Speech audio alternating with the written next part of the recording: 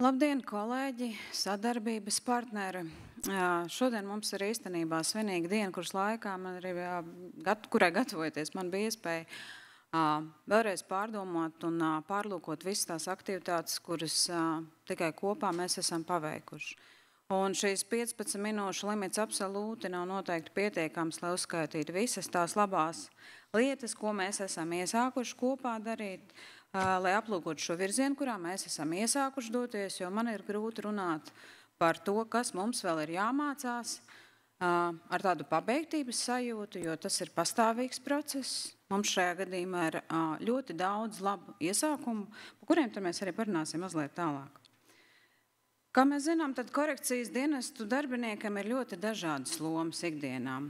Šīs lomas turpina attīstīties, pilnveidoties, lai veidotu vienotu un vērtībās balstītu, inovatīvu un uz pārmaiņu ieviešanu orientētu, efektīvu, profesionālu un pētījumos balstītu kriminālu sodu izpildi. Daudz lomu. Korekcijas dienas darbiniekiem ir jānodrošina šī taisnīgā attieksme, jāveicina iekļaujošas resocializācijas vides izveidi ieslodzījuma vietās, kurās tiek ievērota visu ieslodzīto cieņa, un jāatspoguļo šīs vērtības miedarbībā ar ieslodzītajiem. Vārdos tas skan tik vienkārši, tas ir dzīvē ļoti izaicinošs un pastāvīgās vērtībās balstīts patiesībā uzdevums. Mēs visi saprotam, ka profesionāls korekcijas dienestu darbinieks ir atslēga, lai šī sistēma strādātu efektīvi. Un tas ir būtiski ne tikai cilvēka, kas ir mūsu pārvaldes vērtības kontekstā, bet arī procesu un resocializācijas kontekstā. Bez profesionāliem darbiniekiem nav iespējams sekmīga ieslodzīto resocializācija, taisnīgas un iekļaujošas sabiedrības principu veicināšana ieslodzījuma vietās. Ko tad mēs esam kopīgiem spēkiem paveikuši? Vēlreiz saku paldies, mēs tiešām uz šo lūkojamies kā uz procesu, kurš joprojām turpinās. Mēs esam radījuši tramplīnu nākotnes trajektorijām un pētījumiem virsnieku profesionālās pilnveides izglītībās. To mēs esam varējuši izdarīt pateicoties milzīgam Eiropas sociālā fonda projektam, kur ietveros mēs esam izstrādājuši 4 virsnieku izglītības programmas. Tas ir vēsturisks mirklis priekš mums. Tās ir programmas, kurās mēs aplūkojam tādas tēmas kā vispārējās zināšanas un prasmes ieslodzījuma vietu drošības, apsardzes, uzraudzības un resocializācijas un vadības līmeņa veikšanai. Mēs runājam arī par specializētajām kompetencēm vadības jomā. Mēs runājam par specializētajām kompetencēm resocializācijas, kā arī drošības, apsardzes un uzraudzības jomās virsnieku dienesta veikšanai. Taču virsnieku sastāvs no mūsu amatpersonu sastāva ir tikai 1/3 daļa. Mūsu pirmās frontes darbinieki, tas ir instruktoru sastāvs. Tādēļ domājot par viņu, mēs esam izstrādājuši un īstenojuši jaunu, centralizētu un vienotā izpratnē un vērtībās balstītu profesionālās tālāk izglītības programmas kvalifikācijas prakses vadītāju, jeb mentoru programmu. Tās mērķis ir nodrošināt iespējami augstvērtīgāku un kvalitatīvāku izglītojumā gatavību patstāvīgi pildīt profesionālos dienestu pienākumus. Un, lai to varētu izdarīt, mēs esam apstiprinājuši gan jaunus metodiskos norādījumus kvalifikācijas prakses organizēšanai, gan arī apmācījuši prakses vadītājus, mentorus, izstrādājot īpašu un vienotās vērtībās balstītu izglītības programmu, kas viņiem dod tiesības arī apmācīt ieslodzījuma vietu darbiniekus un vadīt praksi. Viņi ir tie, kas strādā ar mūsu jaunuzņemtajiem darbiniekiem, tiem, kas mācību centrā uzsāk savus dienesta gaitas pēc visai īsa reizēm arī dienesta laika ieslodzījuma vietu pārvaldē. Ko vēl mēs esam paveikuši? Ar Eiropas sociālā fonda palīdzību mēs esam radījuši rokas grāmatu jaunuzņemtajiem ieslodzījuma vietu darbiniekiem. Mēs visi kādreiz esam bijuši iesācēji kādā jomā. Tādēļ mēs uzrunājām izglītojumos un savas jomas speciālistus un aicinājām atcerēties pirmo viņa darba dienu. Visi atzina, ka tas ir bijis satraucoši, kad ir bijis ļoti daudz jaunas informācijas un ir bijis ļoti grūti to visu atcerēties. Tādēļ sadarbībā ar Eiropas sociālā fondu mēs esam izstrādājuši rokas grāmatu jaunu uzņemtajiem ieslodzījumu vietu pārvaldes darbiniekiem, kas tātad palīdzēs gūt ne tikai kopskatu uz dienesta ieslodzījumu vietā, bet arī piedāvās nopietni ievadu visdažādākajās tematiskajās jomās. Tas ir jauns, ilgspējīgs resurss, kuru mēs esam izveidojuši dažādos formās, ar viziju, ka nākotnē šis resurs būs visiem plaši pieejams mūsu e-mācību vidē. Šajā grāmatā ieslodzījumu vietu pārvaldes jaunie darbinieki viena vieta atradīs būtiskāko informāciju, gan par sistēmu kopumā, par ieslodzījumu vietu pārvaldes un tās struktūra vienību darbu, par funkcijām, uzdevumiem, kā arī atbildes uz galvenajiem jautājumiem. Kas tad īsti ir dienests? Ko nozīmē būt amatpersonai? Kāda ir mana loma šajā sistēmā? Kādas sociālās garantijas manas pienākās un kādas ir katra darbinieka iespējas profesionāli pilnveidoties?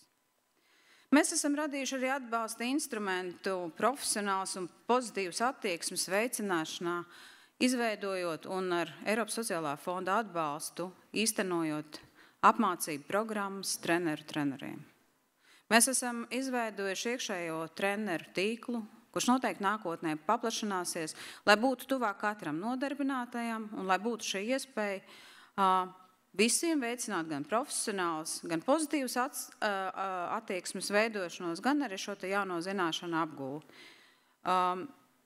NFI programma ir jāatzīst ciešā sinerģijā ar ESF palīdzējis mums īstenot un pilnveidot daudzus procesus. Taču, manuprāt, mācību centrs ir viena no tām vietām, kur mēs redzam, cik sekmīgi dažādu projektu sinerģijas rezultātā mēs varam radīt kvalitatīvu un labu produktu. Produktu, ja pakalpojumu, kur mēs turpināsim attīstīt arī pēc. Taču tas nav viss.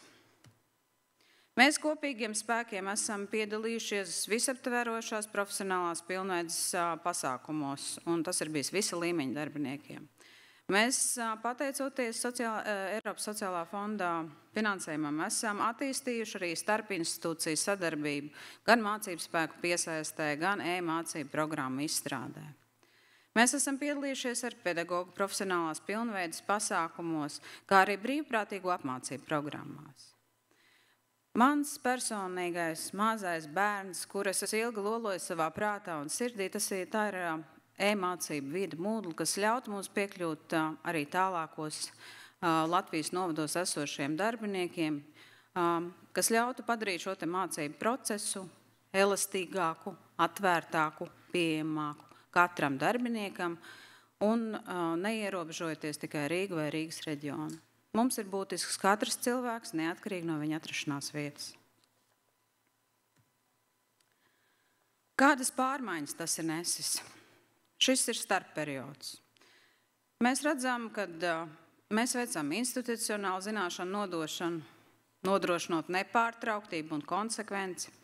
Mēs redzam, kā ir uzlabojies darbinieku profesionālās iemaņas, sniegums. Mēs redzam, ka ir izveidots ievērojami plašāks mācību un attīstības pasākumu klāsts, nodrošinot plašas darbinieku profesionālās attīstības iespējas. Mēs esam piedzīvojuši, kā tiek veicināta starpinstitūciju sadarbība, kā tiek veicināta pozitīva organizācijas kultūra ar šīm aktivitātēm, sadarbība, komandas darbs un saliedētāka darba vide. Mēs esam snieguši ar emocionālu atbalstu darbiniekiem, radot šo drošo vidi. Vidi, kur pārunāt savus izaicinājumus, neapmierinātību un bažas. Ko tas mums ir devis? Mēs to saucam par stresa un izdegšanas riska profilaksi. Kādā no pētījumiem tika sniegts vērtīgs ieskats korelācijā starp profesionālu attīstību un dažādiem cietumu kultūras un darbinieku apmierinātības aspektiem.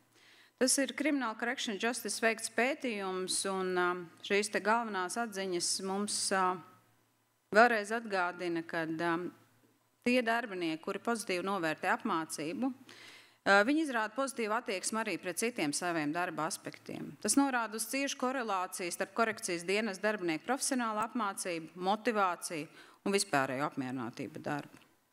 Amatpersonas, kuras uzskatīja, ka viņas ir saņēmušas pietiekumu apmācību, demonstrē arī augstāku motivācijas un iesaistīšanās līmeni savā darbā.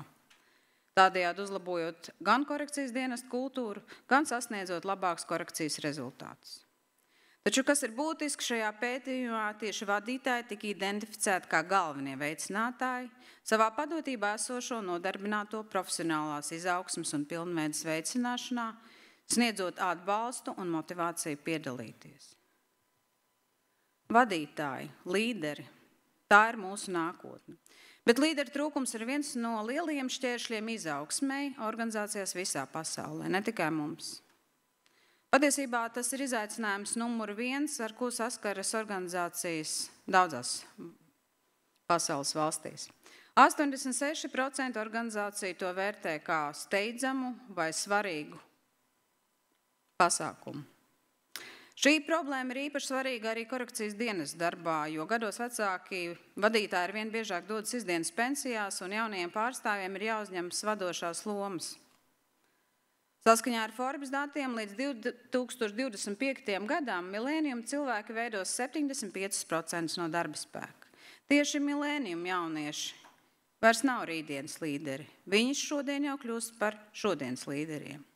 Taču dati liecina arī, ka daudzas organizācijas negatavo milēniumu vadošiem amatiem. Tajā pašā laikā milēniumu darbinieki raksturo iespējas attīstīt savas līderu prasmes kā iemeslu numur 1 palikt organizācijā. Šis ir jautājums, par ko mums katram ir jāiedomājas.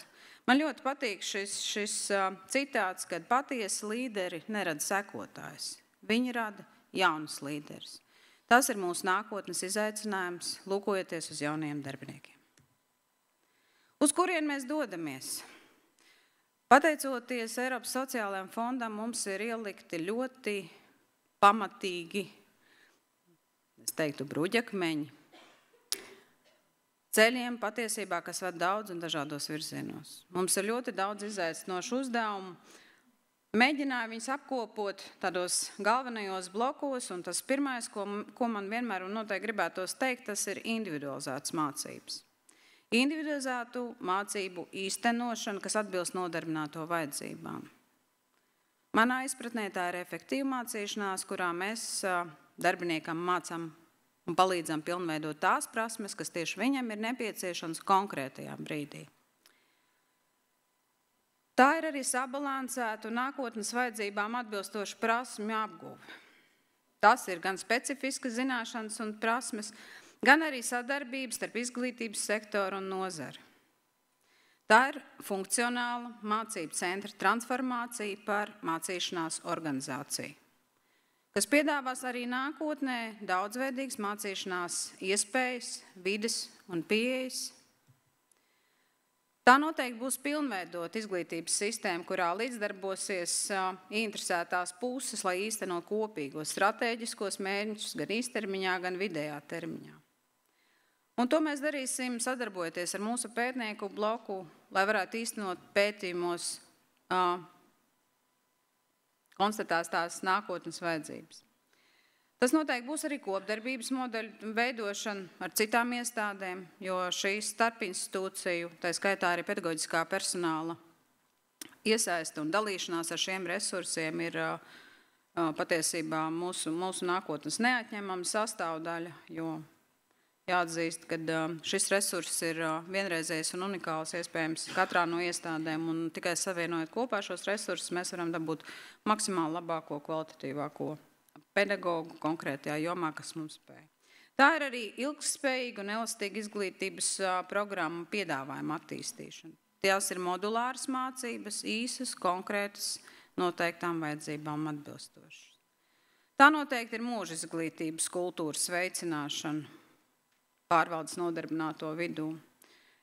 Jo mums ir jārada šī izpratne par regulāru prasmi pilnveidas nozīmi un atdevu veidojot šo te motivāciju iesaistīties, kas būs tieši izrietoši gan ne tikai no cilvēka paša, bet arī no viņa vadītāja attieksmes pret darbinieku profesionālo pilnveidu. Un ievērojot pētījumos konstatētās nākotnes vajadzības, Tā būs arī pieprasījuma un prasmi pilnveidas vadīšana atbilstoši identificētajām vajadzībām. Ievērojot un integrējot jauno tehnoloģiju apgūvu un digitālo prasmi attīstību. Ārpus formālās izglītības apgūto kompetenču, kā profesionālās kvalifikācijas noteiktas daļas atzīšana. Zināšanas nav izglītības rezultāts, bet gan mūža mēģinājums to iegūt. Tas ir mans mīļākais citāts, jo tieši tāda ir mūsu ikdiena. Mēs esam izstrādājuši virkni izglītības programmu un arī šobrīd aplūkojot, man gribās teikt, ka milzīgi paldies tiem kolēģi, kas iesaistījās šajā procesā. Mēs pirmo reizi liekas noticējām un izpratām šo sadarbības spēku, sasniedzot šo te kopīgo mērķi. Neatkarīgi no viedokļu atšķirībām, neatkarīgi no nākotnes vīzijām, mēs spējām vienoties un radīt, manuprāt, unikālu produktu, ilgtspējīgu produktu, ar kuru mācību centrs un ieslodzījuma vietu pārvaldes gan virsnieku, gan instruktoru sastāvs strādās arī nākotnē. Taču šis process nav pabeigts. Mēs runājam par pilnveidi. Pilnveidi, kas ir ik uz soļu ņemot vērā mūsu dinamisko laiku. Tā kā aicinu visus pievienoties mūža izglītības atbalstītāju pulkam, turpināt pilnveidoties un izmantot šīs te plašās iespējas, kuras jau šobrīd jums ir pieejamas. Tik, cik jūsu dienas laiks to ļauj. Paldies par uzmanību.